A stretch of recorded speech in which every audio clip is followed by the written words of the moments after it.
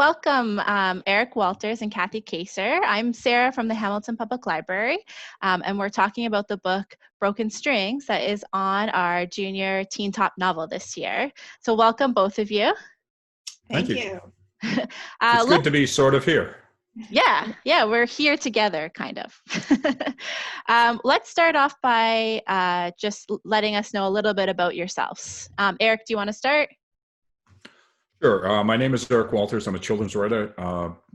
I've also, by profession, I'm a social worker and a teacher. I've written 7 million books, maybe less, maybe 6 million. And they're available around the world. They for all ages, all genres, with the exception of fantasy. Perfect. I think that's about it. And Kathy? And I'm Kathy Kacer, and I'm also a children's author. I haven't written nearly as many books as Eric. My count is only 25 or 26.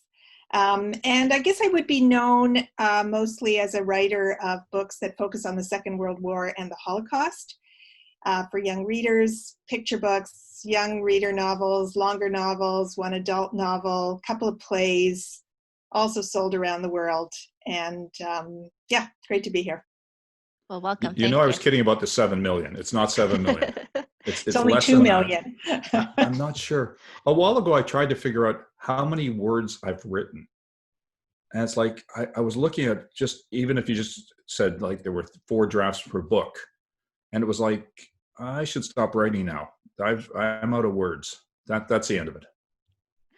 Well, we're really excited to have you both here today to talk about Broken Strings. So we'll get into the first question, and one person can answer, 2 people can answer. We'll just see how it goes, okay? So the first question we have is, where did you get the idea for the book? Okay, I'm going to take it, Eric. Give it a shot. Because the idea came from Eric. He approached me to see if I wanted to write a book with him and he already had kind of a general idea that it was about a girl who was trying out for a musical. He wanted to include this Holocaust component to the book, which I think is probably why he came to me. And we kind of went from there, developing the story more deeply, figuring out what the plot was going to be, and began the writing from there. I think it's safe to say that I had an acorn of an idea. What the book evolved to is certainly a lot different and so much more full and in depth. I went to Kathy for 3 reasons, actually. It does have a Holocaust element to it, and Kathy is, I would say, the YA children's expert on the Holocaust in the entire world. Her writing is spectacular and so well respected around the world. That was one reason. Kathy also, you may not know this, this has got a musical theater element, and Kathy's kids are kind of famous. Her son's been on Broadway as a lead actor. Her daughter just had a lead role in a Stratford production of Little House of Horrors. These are incredibly talented young people, and Kathy knows musical theater. The character is also the third reason is Kathy's like a really great writer. The fourth reason is I like Kathy. I have this thing, I only work with people I like. So there were a number of reasons I approached Kathy with this. That's great. So I gotta give some something back to Eric on that. Working with Eric on this book, I think we both acknowledge that it was such a great process. Eric is a really generous writing partner. This was a seamless process from start to finish. We really trusted each other's ideas, took whatever the other person gave us and worked with it, and then kind of threw it back to them and they would work with it. And I would say that if you're ever going to enter into a process like this, 2 people writing one story, we were writing the same voices together. If you're ever going to enter into a process like this, you do have to really like the other person you're working with and really trust the other person that you're working with. Yes. And I would say that both of those things were there for both of us. It was an interesting process. We would be writing and tossing these back and forth. And I'd be reading a line and think, that is a great line. I don't think I wrote that. And things would move so seamlessly back and forth that while there were some chapters that Kathy would write and I would overwrite, and some chapters she'd write and I'd overwrite, it just flowed so effortlessly that we continually be putting things in and taking them out. There's this level that you've got to be confident enough in your partner to know when they're right, but also confident enough in yourself to know when they're wrong. Mm-hmm. I don't think, did we have any disagreement about anything at any time? Like I can't remember there being an issue. I think we talked a few things out, but it was just that. It was like, I want to go here. Well, what do you think about going here? And we would just kind of talk it out and come to an agreement. There was never any tension, I think, between the two of us over any of that. Mm-hmm. Our final read of the story actually took place up here at my cottage, and we did an oral read. So we read the story. Probably it took 8 or 9 hours. Part with you that edit, we lost water in my cottage, and I had to wade out into the lake with my plumber directing me in freezing cold water. That was a 45-minute break. And then we had the electricity went. It was like, but while we were reading it, I'd be reading and I'd read till I started crying, and then Kathy would read a part and she'd be in tears. And then we'd hear my wife sobbing in the other room and she was overhearing a different part. There's a real emotional genuineness to this story. And Eric, I know you've written with other authors. Kathy, was this the first time you've written a book with another author? It's the first time I've written in this way with another author. So I'm part of the Secrets series. Yes, yeah. Where we were 7 authors, Eric included, who were each writing our own book, but we had one theme across all of the books. So I've written in that way. I did a series of books with the writer Sharon Mackay, 3 books of short stories called the Whispers series, where we also each wrote separately, but then combined our stories. This was the first time that we actually, took a story where Eric actually started the process. He wrote the first couple of chapters, sent them to me after we had kind of discussed the overall theme. I, went through his chapters, changed a few things, added a couple, sent them back to him, and we went back and forth writing this one story. I called it, it's like a finish that story game, where you just take what the other person gives you and you run with it, add some more, throw it back to them, they add some more, throw it back to you. Sometimes not quite knowing where this was all going to end up. So I would say I've never done a book like this before. And as I said, I'm not sure it's the kind of thing you can do with just anyone. I don't think Eric's done a book in this kind of way before, where we both wrote all the characters. Yeah, it's been an evolution. When Deb Ellis and I wrote Bifocals, she was writing one character, I was writing the other, but they really didn't interact until the last chapter. And we had to basically, what my character was doing in chapter 1, her character was doing in chapter 2. So there was they were parallel playing. And then when Teresa and I wrote our book, the name of which just, The Taming, I couldn't come up with it in a second, right. The Taming, she was writing her character and I was writing my character, but my character was in her chapters and her character was in mine. So I would have to write in her voice with her character. She'd write my voice with her character. So that was the next step.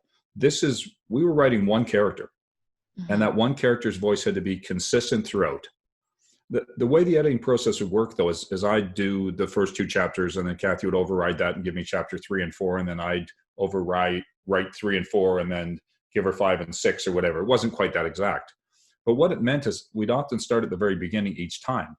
So by the time we got to chapter 17, chapter 1 had been gone over 8 or 9 times, because we continually had to get that consistency in voice. And it just was, I thought it was very easy. It just, people ask questions like, was there supposed to be a problem? With co-writing, I've only had one disagreement with, I had a disagreement with Teresa about one word.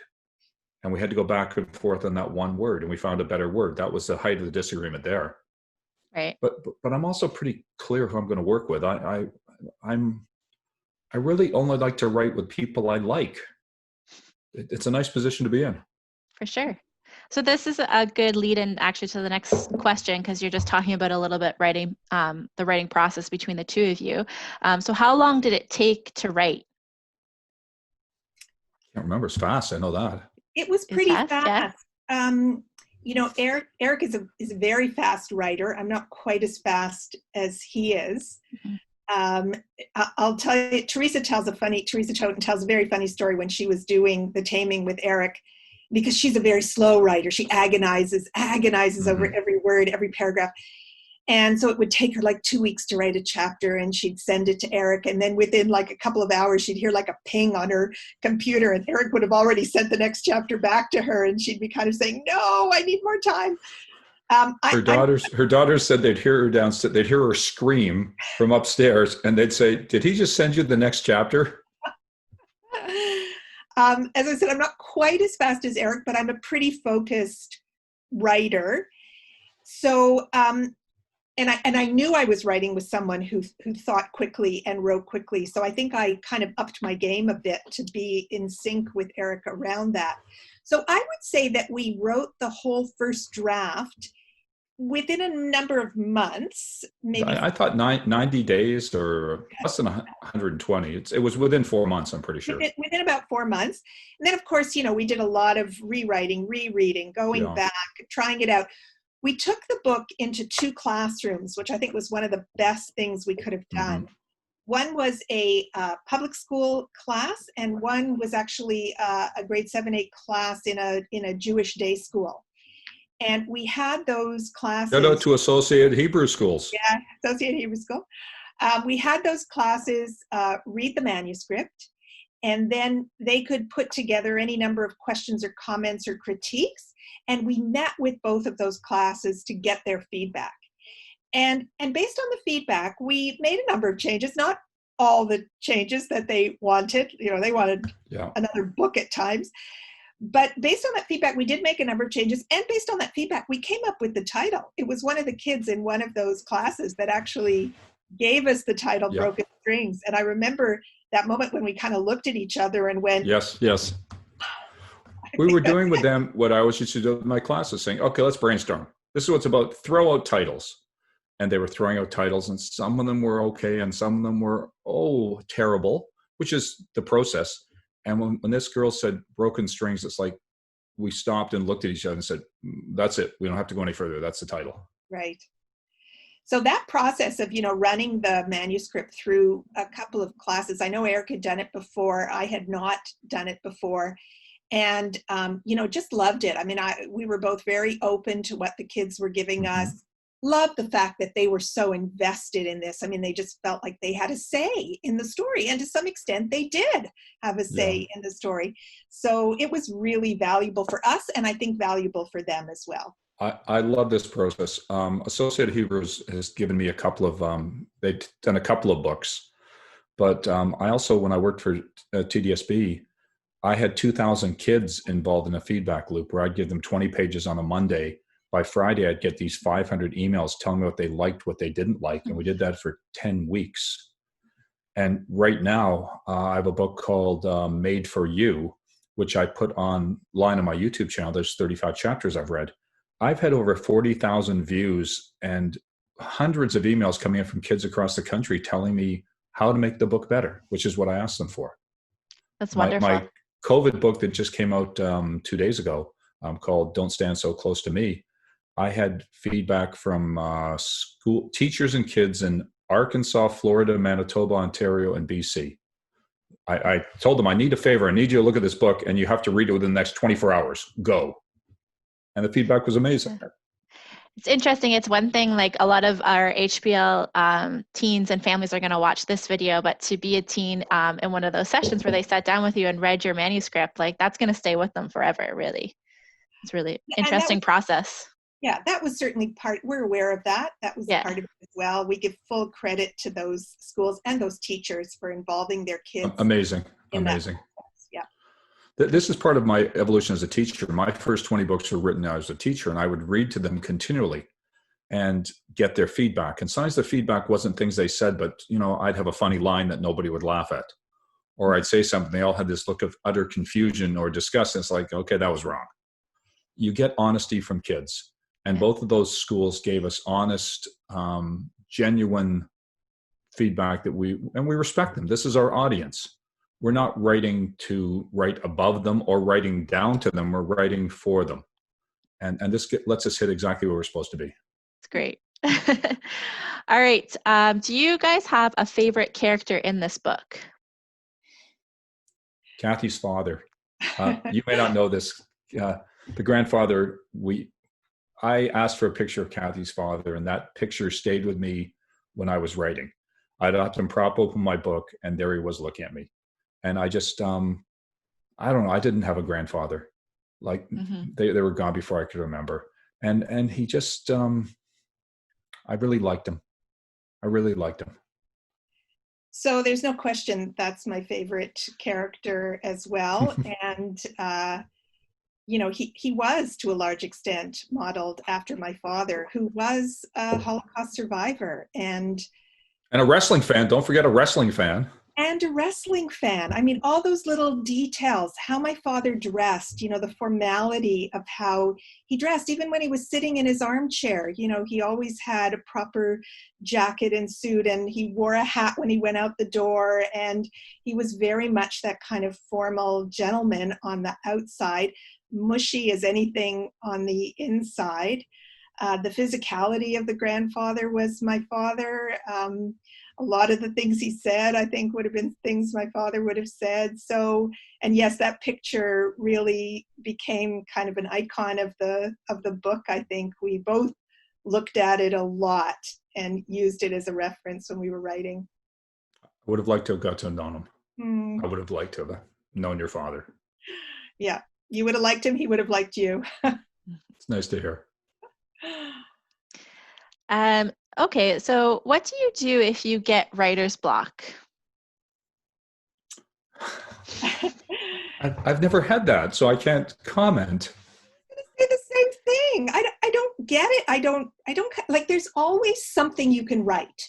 And if you're not writing this, or I don't know, you're stuck around whatever this is that you're writing, go write something else. Like you'll loosen up and you'll find your way back to the story. Or if you're stuck on this moment in a story, skip the moment and just go on to another moment. Really, we have a world that we can write about. And writer's block is just not something I believe in or want to buy into, or, it's although not. People get mad at you when you say that. I had a teacher that told me, you shouldn't be saying that. I said, would you prefer I lie? He said, no, they need to know about dealing with writer's block. I said, well, I can give you suggestions on how to deal with writer's blocks, but the question I was asked was, do you have writer's block? And I don't. I have a GPS, and basically I plug it in before I start driving, and it tells me where to go. We had a pretty good outline where this story was going to go. Now, the GPS tells me things, but if I'm driving and a policeman puts up his hand to stop me, I don't run him over. And if there's a sign that says bridge out, I don't turn to my family and say, hold on, I think I can take it. You make evolutionary changes, but the analogy I've given is, if you really want to sing well, you better at least know the words of the song first, because then you can ad lib. So we knew these characters. We knew where they were going. The biggest mistakes young people do is they're given a story to write from their teacher and they start writing immediately. I don't think it can be done. You got to know where you're going to go if you want to get there. For sure. Yeah, and I will say that, knowing where you're going to go, having some kind of outline in mind, having some kind of direction for your story is one of the things that prevents you from getting stuck. Like when you feel like you can't make your way through this one moment, go back to your outline, go back to where you want to be going with the whole story, and you will find a way through it all. As Eric said, it's like going back to the instruction manual. Just go back and figure out where you are on which page, and then, plot out the next couple of steps for yourself. Yeah. And there's this debate whether people are plotters or pantsers. And the reality is we're both most of the time. I like to have an outline. I don't live by it. It's like when I was a teacher, I had a lesson plan. I'm sure I followed it once or twice, but you evolve to what's happening. I've jokingly said if I snuck up on my computer and lifted the lid, I'd be able to hear my characters having a conversation. They say things and they do things that you just didn't see coming. And when you're writing with somebody else, it's even more amazing. I get something back from Kathy and think, oh my God, I didn't see that one coming. And then I'd have to adapt to it. The way if you're doing a duet, you adapt to people's voices, you adapt to their tempo changes. And there were times that it was like opening a gift to be able to go to a computer and see the first person to see a Kathy Kacer story evolving in front of me on my computer. Who wouldn't want to see that? Who wouldn't want to see that? Nobody. That's what we're hoping. Nobody. What books are you guys reading right now? Reading. Mm-hmm. So I'll tell you what I'm reading, because I was actually asked to read this book for another virtual conversation that I'm going to have at some point. And it's called My Long List of Impossible Things by Michelle Barker. Do you know Okay, it? let me go and get Yes, the book yeah. I'm reading next. Hang on a second. I'm going to go and get it. Go get it. Kathy, you think you can carry this for 30 seconds? I know it's hard. I got it, Eric. So My Long List of Impossible Things by Michelle Barker. So this book starts in 1945. So it's the aftermath of the Second World War. And it really focuses on German citizens and what their lives were like in the aftermath. Mm-hmm. Those who may have known a little bit about what was going on, but lived with a lot of fear about what it would mean to stand up against a Nazi government or speak out against some of the atrocities that they knew about. So it's one of those stories that hasn't been told before, which is one of the things I love about it. We read a lot of war stories. I write a lot of those war stories. But to read about something going on just after the war ended is, for me, a new approach to this history. So I'm quite loving this book. I'm really looking forward to talking with Michelle about both of our writing and seeing where that conversation goes. That's great. Okay. Yeah. What are you reading here? I'm going to be reading My Summer of Love and Misfortune by Lindsay Wang. I'm moderating a panel with 3 writers, one of whom was a screenwriter, 2 of whom are adult writers, have all written YA. So they're sending me their books for me to read. I was going to say the other book that I've just finished reading, and and your teen audience may be interested in this, is a book by Sally Rooney called Normal People. Yes. Which is getting a lot of press because it's also being made into a Netflix series. Yes, yeah. I don't even think it's Netflix. It's on TV actually already, I think. Oh, is it? Yeah. Mm-hmm. Great book, like very edgy, an older teen, truly young adult novel, but great read. I'll put that one out there. She's a good author, yeah. I like her stuff, yeah. Great, right. I've been a little occupied. I canceled 132 school presentations and keynotes because of COVID, but I like to keep busy. So I just finished a co-write with my friend Paul Kacer, which is called Power Forward. At the same time, I put the book Made for You, which is not yet sold, all those 35 chapters up online, and have been getting feedback from across the country. I think we're over 40,000 views at this point on those. But I also wrote a book called Don't Stand So Close to Me that came out 2 days ago. Mm-hmm. It was a 41-day process from a conception of a story to acceptance to writing to publication. It went out digitally on Tuesday. And I was doing 14-hour writing days. Combined with that, we decided we were going to do the largest, most multimedia, multi-platform book launch ever done for a book in this country. Mm-hmm. So it was going to happen on Tuesday, but at 4 a.m, as I got up and realized what Blackout Tuesday was going to be about, I started making emails and phone calls at 7 a.m. to pull everything. We wanted to clear that space out of respect for the importance of that movement. And so I had to get everyone to delay for a day. That meant making sure that the email blast didn't go out, that the website for 49th Shelf was delayed, the blog site with Helen Kuby, the videos through Video Biblio, the TikToks. We have TikToks. We have the first book in Canada launched with 2 TikToks associated with it. The podcast was delayed. What we couldn't delay was the Toronto Star article, a wonderful article by Deborah Dundas, a Quill Inquirer article, and also CTV News has picked this up, and it was on their national news segments. Mm-hmm. So I've been busy. It's been a busy week for sure. Yeah. Yeah.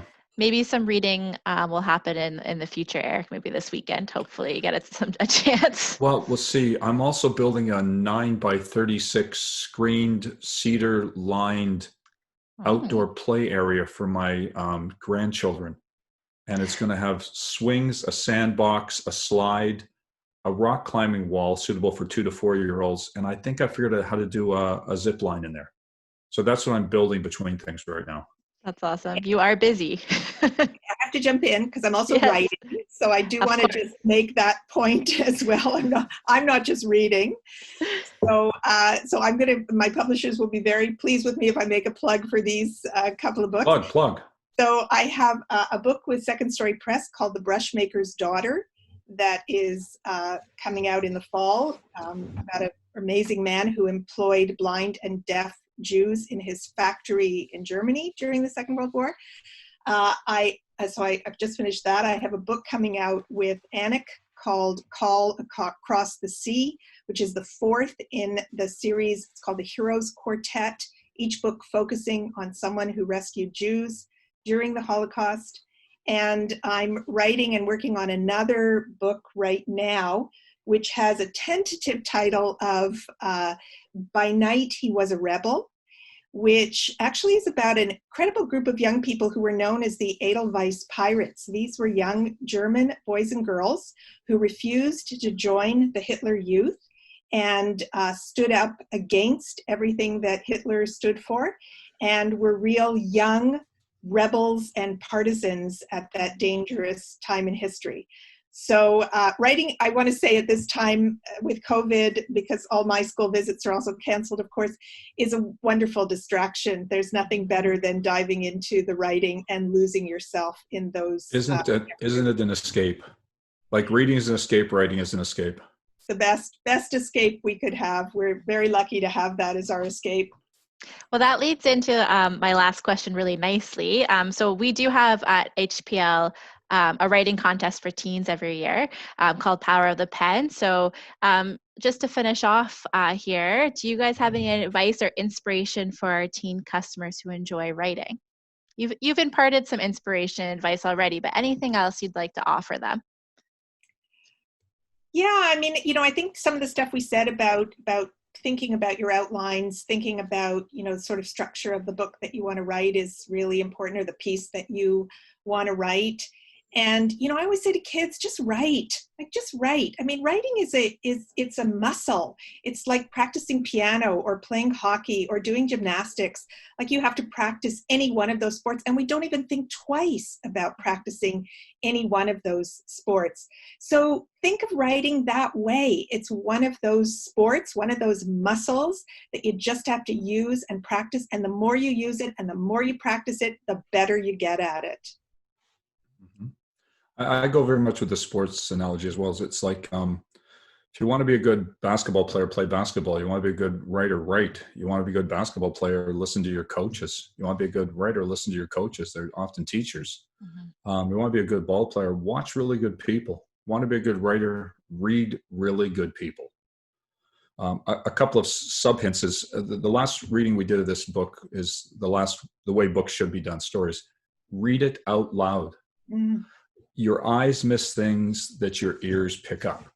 And partly, if you think about our evolution as a species, we've only been an animal capable of transmitting text to visuals to images for maybe 300 or 400 years. We've been listening to stories forever. And you'll hear the story differently through your ear than you'll read it through your eye. And one of the things that mostly with dialogue, you'll be able to pick up dialogue through your ear. And some of the best writers in this country, especially in terms of dialogue, are people like Susan Nielsen and Vicki Grant, who've made their living writing TV and screen things, because there you naturally hear it come out and you hear the naturalness. So read your stories to yourself. Read it out loud. Mm-hmm. Great way to do it before you submit it the next step. I second that. Read it out loud. Great advice. Any last comments before we end here? Anything you want to share that you forgot maybe about anything you have coming out? No, just want to say hi to everybody in the Hamilton Public Library community. Wish we could be there with you in person. Hopefully yes, one day we will. And, keep reading, keep writing. We're thinking of all of you. I think we all have to have a sense of hopefulness in what's going to happen. This isn't the way any of us wants it to be, but we're going to overcome this. We're going to move forward and just have faith and treat each other nicely in the meantime.